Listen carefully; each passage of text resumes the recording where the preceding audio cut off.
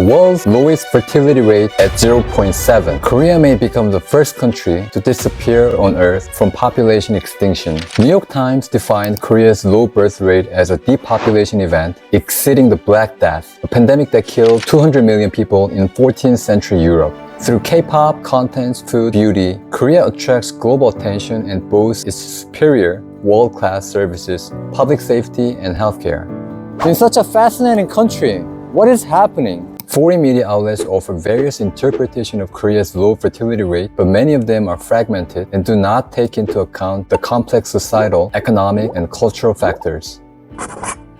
As such, I'll explain the background, implications, and solutions to Korea's record low birth rate, considering the local context unknown to foreigners. With that, let's dive in. To sustain its population, a country needs a minimum fertility rate of 2 children per woman. However, in 2023, Korea's fertility rate, measured by the number of children a woman gives birth to in her lifetime, fell to 0.72. In the country's capital, Seoul, the rate stands at 0.53. To highlight the severity of this statistic, let's simulate the population decline using the current rate in Seoul.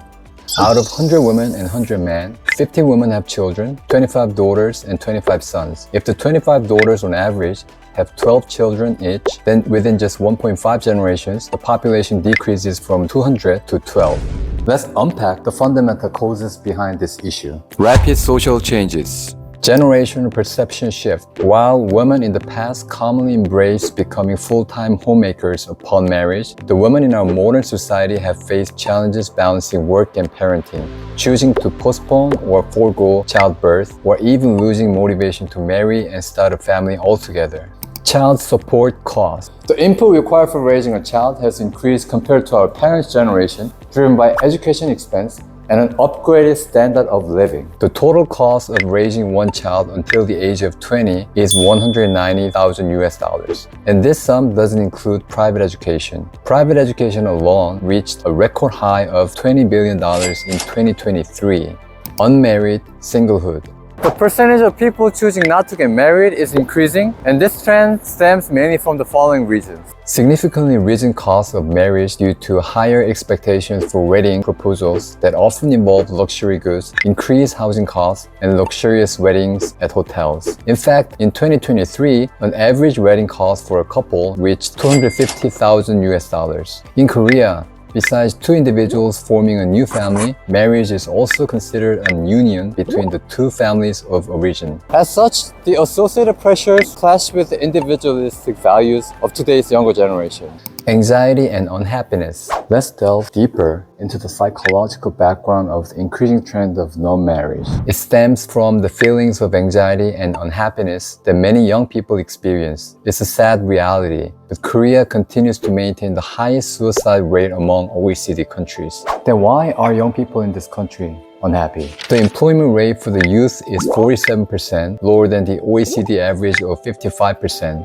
The prevalence of temporary employment among the youth contributes to lower employment stability. The root cause lies in societal phenomena that focuses on materialistic values, coupled with the social pressure of competition driven by constant comparison with others. Let's hear from a mental wellness expert in Seoul. The Korean, from what I can see, and culture is to succeed. The trouble is, it's like being in a car and your accelerator is always on. The Korean mindset is must succeed. I'm being told to, everyone else is doing the same thing. Because you're accelerating all the time by work, and not taking those relaxation breaks. What happens is that inside of you, your nervous system is switched on all the time. That's the problem. So it's not the people's fault. They're doing what they believe is the right thing to do. They really don't know how to rest. And what does a car do when you press accelerator all the time? It starts to overheat. If you keep on going again and you don't take a break, it will burn out. The engine will literally break. This is what's happening to the Korean. Korean culture is, if they're going to do something, they'll do it full on. 100%. And that's to be admired. Look how far forward Korea's got in the last 60, 70 years. What they've left out is that dimension of how to take care of themselves. Korea's corporate culture. Korean companies are more focused on prioritizing organizational growth rather than supporting parenting. Most married couples both work. The lack of prevalent flexible working hours in companies makes it difficult to cope with a situation where a child urgently needs parents, and using vacation days is constrained, typically limited to 15 days per year. When married women take the typical one-year parental leave, they often face setbacks in promotions. In fact, 1 in 5 married women experiences a career break after childbirth, often facing limited opportunities for career re-entry. As a result, high-income earners often give up on childbirth despite the intention to have children. The opportunity cost of childbirth is considered high due to the uncertainty of returning to the workforce or finding new employment after giving birth. In fact, for every 1 hour increase in women's weekly working hours, the probability of the first pregnancy within a year decreases by 1%. Childcare system. Working parents unable to care for their children during the day are in need of utilizing childcare centers or hiring caregivers. Childcare centers frequently experience a supply shortage relative to demand, causing waiting lists of over a year. This results in situations where parents can't access childcare when required. Moreover, the scarcity of caregivers and the monthly hiring costs surpassing $2,200 present financial burdens for families. Increase in infertility. Stress, electromagnetic waves, instant food consumption, and various factors contribute to 1 out of 7 couples facing infertility, with 5% annual rate increase. Media. The media is exacerbating all of these situations. With an increase in media content that sensationalizes problematic family situations rather than portraying happy couples and homes, and as the counseling process becomes commercialized, parenting is perceived not as happiness, but as hardship. What are the impacts of ultra-low birth rates? Let me unpack the implications as well. At the current rate of population decline, it is anticipated that by the year 2100, the population of South Korea may decrease to less than 20 million. And that's a significant drop compared to the current 50 million level. Weakening industrial competitiveness. The proportion of the working age population, which exceeded 70% in the 2010s, is expected to decline to 40% by 2070. There will also be a shrinking effect on the domestic consumption. People-centric industries such as construction, transportation, food services, and accommodation, etc. While the domestic market contracts, labor costs are expected to rise, contributing to an increase in disparities among industries, regions, and social classes. Intensified intergenerational conflicts. By 2050, South Korea will become the most aged society globally, with the elderly population surpassing 40%. Future generations may have to pay up to 40% of their income for a national pension. This increased financial strain on the younger generation could further accelerate the declining birth rate or even lead to leaving the country. Collapse of provincial cities. Companies located in provincial areas may face setbacks as they struggle to recruit talents. Moreover, local education institutions are already experiencing under-enrollment, signaling the onset of an economic decline in these regions. Decline in military force.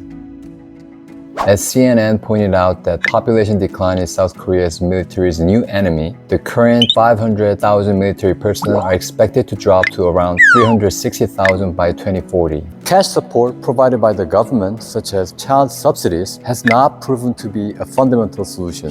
In fact, despite the Korean government pouring $280 billion since 2006, the decline in the birth rate has accelerated during this period. As such, we need to come up with more fundamental solutions to this.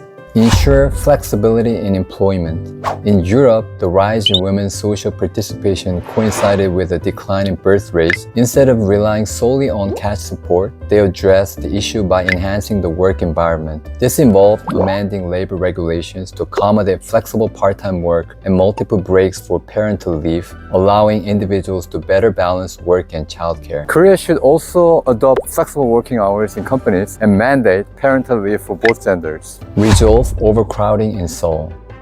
Due to everything being concentrated in Seoul, a societal atmosphere has been created where people have to compete for limited resources. No other country has more than half of its population living in one city, with all social resources concentrated there. Ultimately, the overcrowding in the capital region leads to high housing prices, intense competition, and a lack of time for anything, resulting in a decline in natural life events such as dating, marriage, and childbirth. Affordable childcare system. There is a shortage of public childcare centers, resulting in waiting times of over a year. To address this, it is necessary to expand the supply by providing more childcare centers at affordable prices. Additionally, considering the recruitment of foreign caregivers, as seen in Hong Kong, to encourage the formation of more affordable pricing structures could be worth exploring. Active immigration policies.